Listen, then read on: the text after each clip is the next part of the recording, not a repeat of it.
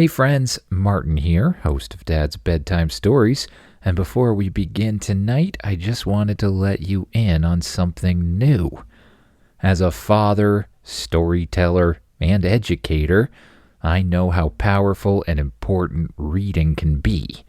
And that is why I've started turning some of my listener favorite series into full books. Many of you know that my Cards of Power book is out already, and I just released Wizardcraft 2.0, a polished and expanded version of the Wizardcraft adventure, following a character named Oliver, named after my son, as he's pulled into a digital world where he has to build a village, master magic, and face the Wizard King. So if you're looking for a fun way to get your kid excited about reading, check it out. You'll find the link in my newest episode, or just search for Wizardcraft 2.0 by Martin Gage. And now, on to the episode.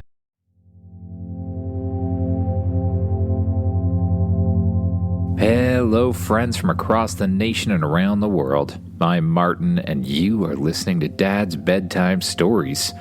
Tonight, for a number of reasons, I've decided to dig into the Patreon vault of unique story ideas and bring you a story that only a few people have ever heard. A story about the day that the movies came to life. This one came to us from various Patreon sponsors. I believe one really wanted a Godzilla-like planet, one wanted something with dragons, and one wanted it to be on the movie planet. So I took all of those ideas, I put them together, and I turned it into a story. I had planned to do a Cards of Power story tonight, but I ran into two problems. One was time. It's just a really, really busy week for me here, but I promise I'll make it up to you by doing a Cards of Power story next. But two, we just landed on the Magitech planet in the Cards of Power series, and honestly, I don't have very many tech card-related ideas. So, if you have a tech card-related idea, you should really send it in as soon as possible, probably before Sunday when I plan to record that episode. Also, if you're looking for something a little bit different, we are coming up to the holiday season, and that means it's time to bring back Shelfie the Elfie, or Shelfie the Elf stories. If you didn't listen last year, you might want to check out the Shelfie the Elf series, but essentially, it's about a magical elf that visits you at nighttime and takes you on adventures inside your own home or beyond. I'm curious what you guys can imagine for that, and I'm looking for some Shelfie the Elf stories for the next few weeks. But now, time for our feature episode. Get as comfy as you can in that bed, close your eyes, and imagine yourself doing what the kid in the story does. You're not really expecting much tonight as you walk into the movie theater. Just a couple hours of popcorn, some oversized sodas, and of course watching a giant lizard stomp all over Japan in glorious old school special effects. What you don't expect is the storm. At first, it's just a faint rumbling outside, easily drowned out by the explosions on screen. But then the walls start to shake, the screen flickers, and boom, a bolt of lightning slams into the building. The entire theater glows. For a split second, the air around you crackles with energy. You feel your hair rise, your skin tingle, and then the movie changes. Not in a normal way like a projector malfunction. No, this is something else. The giant lizard on the screen turns its head, but not in a way that animation should even move. It turns too smoothly, too naturally. And then it steps forward, out of the screen. The crowd erupts into chaos. People scream, popcorn and sodas are flying all over the place. You watch in stunned horror as the gigantic creature pulls itself into your reality, shaking its head like a dog stepping out of a lake. Then it roars. The sound shakes your bones. It's so loud you swear it's inside your head. And then, without hesitation, it brings one massive foot down. The entire movie theater explodes around you. You hit the ground hard, rolling as debris crashes all around. People are running, some are diving behind overturned chairs, others scrambling toward the exits. You push yourself up, eyes darting toward the screen, only to see more movement inside. Things are coming through. Flying creatures from fantasy films, robots from sci-fi epics, pirates, cowboys, superheroes. The world is breaking apart, and reality is spilling into non-reality. You run, dodging crumbling walls and falling ceiling tiles. You dart into another theater, diving past the curtains, your breath coming in sharp gasps. For a moment, everything is silent. Then, a deep voice rumbles from behind you. "What exactly do you think you're doing?" You spin, standing there, lounging across an entire row of empty seats, is a dragon. It's not every day you find yourself staring down a dragon in the middle of a movie theater. His scales shimmer like molten gold under the flickering theater lights. His wings, half folded against his sides, look like it could block out the sun. His eyes piercing an ancient lock onto yours, burning with curiosity and amusement. He turns his head slightly. "Well?" You swallow hard. "Well, what?" The dragon exhales sharply, and a thin wisp of smoke curls from his nostrils. "You burst into my theater as if pursued by demons, looking every bit like someone in desperate need of a hero. And yet, here you are, standing before a literal dragon, and the best response you can muster is, well, what?"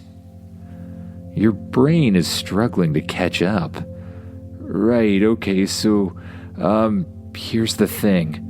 A tremor shakes the building. The sound of shattering glass and screaming echoes from outside. The giant monster is still out there. You turn back to the dragon. The movies are coming to life," you blurt out. "A giant lizard just walked out of the screen and destroyed the place. And it's not just that. I saw creatures. So many creatures spilling out of every film. Reality is breaking." The dragon tilts his head, considering this. "Curious," he murmurs. "It's been quite some time since something like this has happened." Your stomach drops. Wait, you're saying this has happened before? "In times of great imbalance," the dragon says. The barriers between worlds weaken. Fiction and reality merge.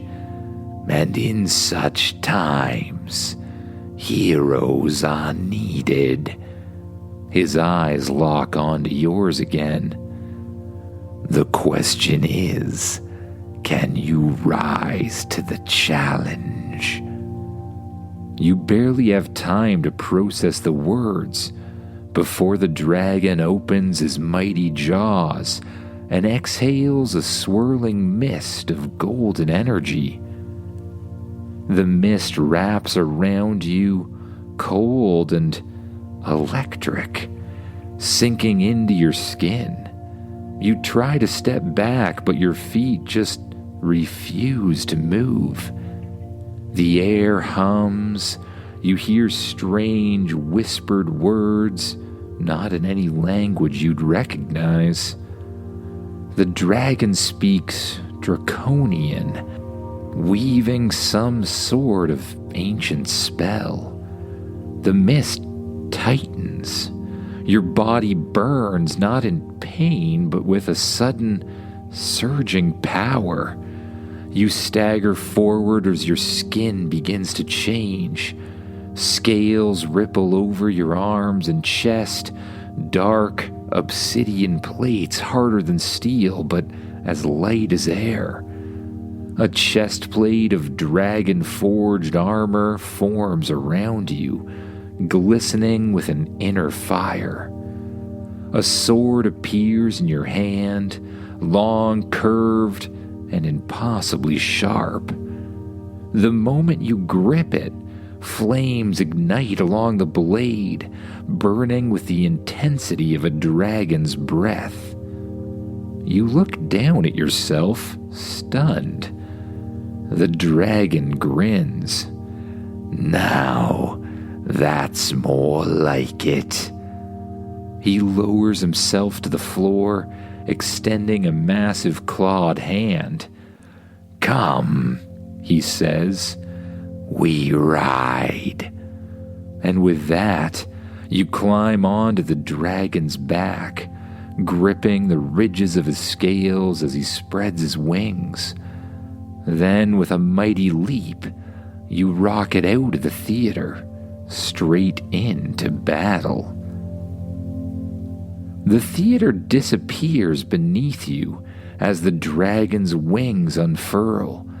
Beating against the storm-thickened air, you cling to his scales as he rockets upward, the wind tearing at your face. Then, as the lightning flashes, you see it.